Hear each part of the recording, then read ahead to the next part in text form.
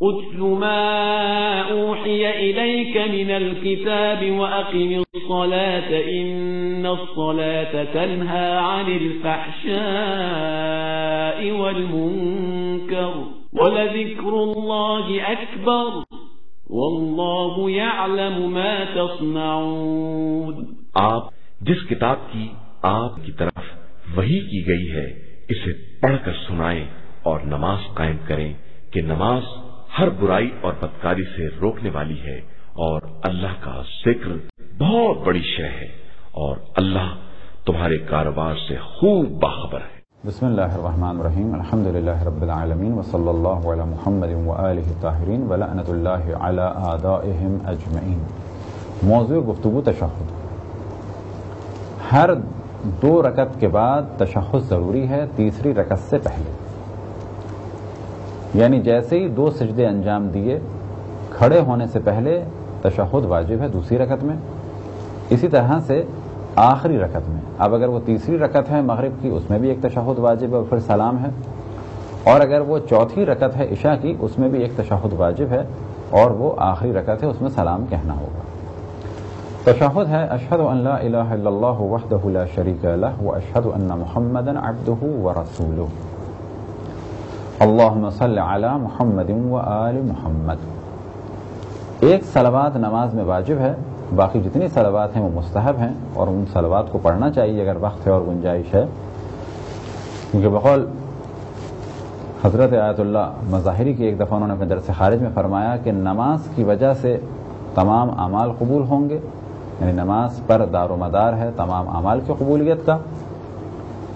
الصلاۃ عمود الدین ان قبلت قبل ما سواہا وان ردت رد ما سواہا. یہ روایت ہے کہ نماز دین کا ستون ہے، اگر یہ قبول ہو گئی تو باقی اعمال قبول ہوں گے اور اگر یہ رد ہو گئی تو باقی اعمال رد ہو جائیں گے.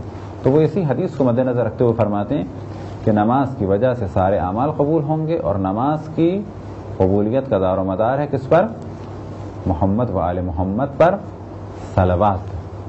لہذا کثرت سے اگر ممکن ہے تو صلوات پڑھی جائے، یعنی سجدے میں رکوع میں، اور جہاں جہاں مستحب ہے وہاں پر صلوات کو ترک نہ کیا جائے. لیکن اگر وقت کم ہے یا نماز جماعت ہے خصوصاً ماہ رمضان میں اور لوگوں کے لیے طویل جماعت ممکن نہیں ہے تو پھر صلوات کو ترک کرنا بہتر ہوگا. لیکن ایک صلوات ہر صورت میں واجب ہے اور وہ صلوات جو واجب ہے وہ اسی تشہد کی ہے. ہمارے یہاں معاشرے میں انڈیا پاکستان میں تشہد کا موضوع بڑا گرم ہے اور وجہ یہ ہے کہ علماء سے دوری ہے، جہلا کا زور ہے. ممبر پر تعلیمات قرآن اور اہل بیت کو بیان کرنا بڑا مشکل ہو چکا ہے کیونکہ ممبر بن گیا ہے جگہ ایک لفاظی کی اور جہالت کی. ایسے میں کچھ جہلا نے نظریہ دیا کہ جی اشہد ان علی ولی اللہ کو، ایسے میں کچھ جہلا نے نظریہ پیش کیا کہ اشہد ان علی ولی اللہ کہنا تشہد میں ضروری ہے.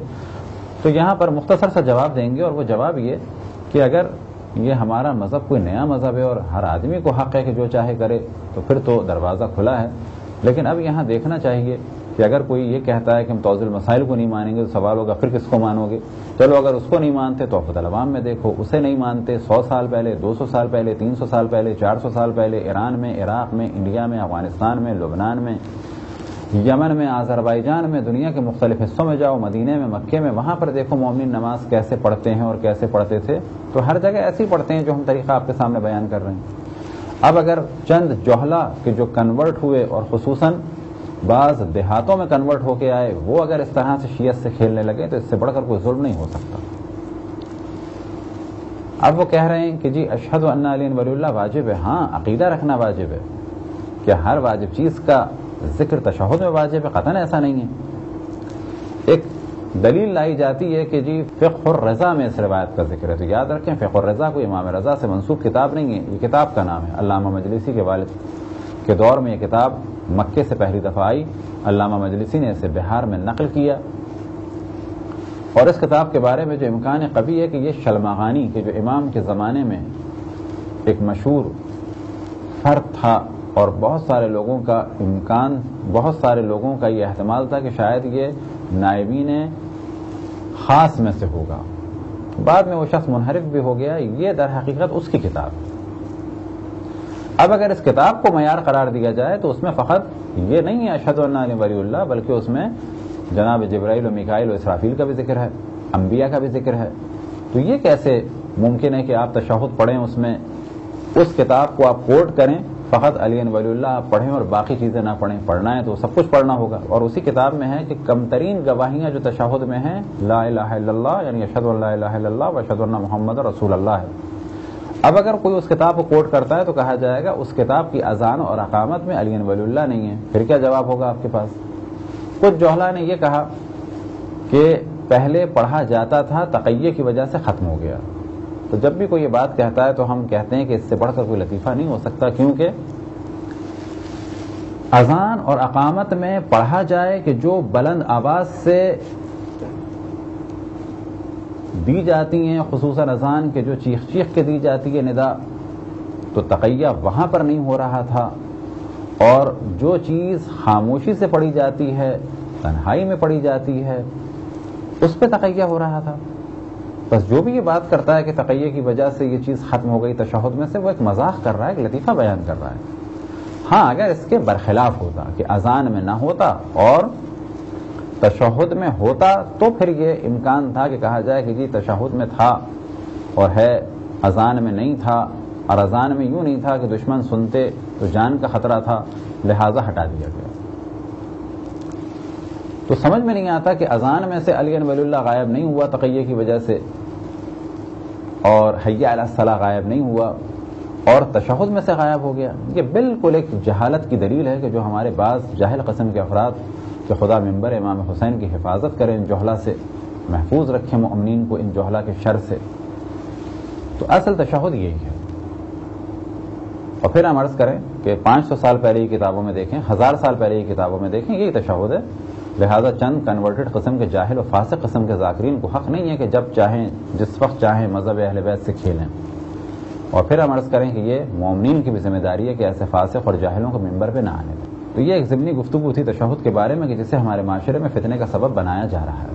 تو تشہد ہے اشہد ان لا الہ الا اللہ وحدہ لا شریک لہ واشہد ان محمدا عبدہ ورسولہ. اب بعض لوگ یہ بھی کہتے ہیں کہ اذان میں علی ولی اللہ، تو یاد رکھے اذان میں علی ولی اللہ کہنا جائز ہے، مستحب ہے، لیکن جزو اذان نہیں ہے. اب اگر کوئی کہے کہ تشہد میں بڑھا دیا جائے تو یاد رکھیں اذان کے درمیان گفتگو بھی کی جا سکتی ہے، کوئی جملہ بھی کہا جا سکتا ہے، لیکن تشہد میں اپنے پاس سے کوئی جملہ بڑھایا نہیں جا سکتا. اگر کوئی تشہد پڑھنا بھول جائے اور بھول کے کھڑا ہو جائے، یعنی دوسری رکعت میں تشہد پڑھنا بھول گیا اور بھول کے کھڑا ہو گیا تیسری رکعت کے لیے، اب اگر اسے سورہ حمد سے پہلے یاد آئے اور چھوٹے سورے سے پہلے یاد آئے تو بھی یہ دوبارہ بیٹھے اور تشہد پڑھے، اور اگر اس کے بعد یاد آئے یا اس کے دوران یاد آئے، فرض کریں کہ سورہ حمد پڑھ رہا تھا تو بھی بیٹھ جائے، ان دونوں سوروں کے بعد یاد آئے تو بھی بیٹھ جائے.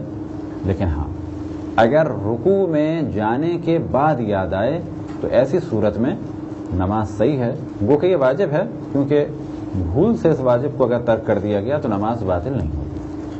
بس رکوع سے پہلے پہلے جیسے ہی یاد آئے بیٹھ کے تشہد کو انجام دینا ہے، اور رکوع کے بعد اگر یاد آئے تو نماز صحیح ہے. بس ایک کام انجام دینا ہے. وہ کام کیا ہے کہ اگر نماز رکوع کے بعد یاد آیا، رکوع کے بعد اگر یاد آیا تو انشاءاللہ تفصیل سے بیان ہوگا کہ بھولے ہوئے تشہد کی نماز کے بعد قضا کرنی ہے.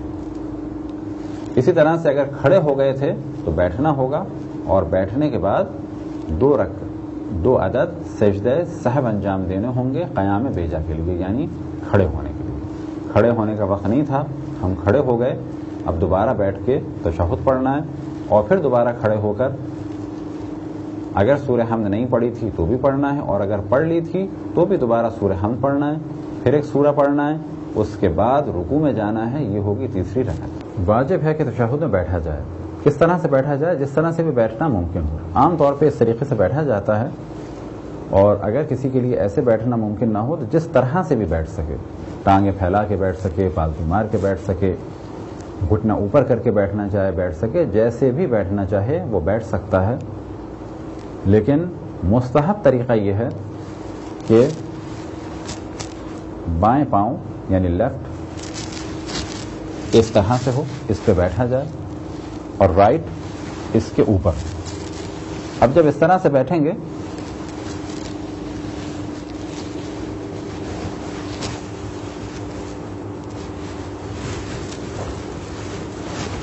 اب جب اس طرح سے بیٹھیں گے تو آٹومیٹکلی اس پر یہ حصہ آئے گا، یہ اس طرح سے بیٹھنا مستحب ہے. یہ ہے طریقہ تشہد میں بیٹھنے کا جو مستحب ہے.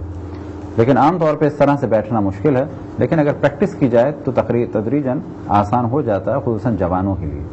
لیکن بوڑھوں کے لیے اگر انہوں نے پریکٹس پہلے سے نہ کی ہو تو مشکل ہو سکتا ہے، اسی طرح سے بھاری بھرکم افراد کے لیے اور خواتین کے لیے. لیکن تشہد کی حد تک اگر اس طرح سے بیٹھا جائے تو بیٹھنا آسان ہو سکتا ہے، لیکن پریکٹس کے بعد.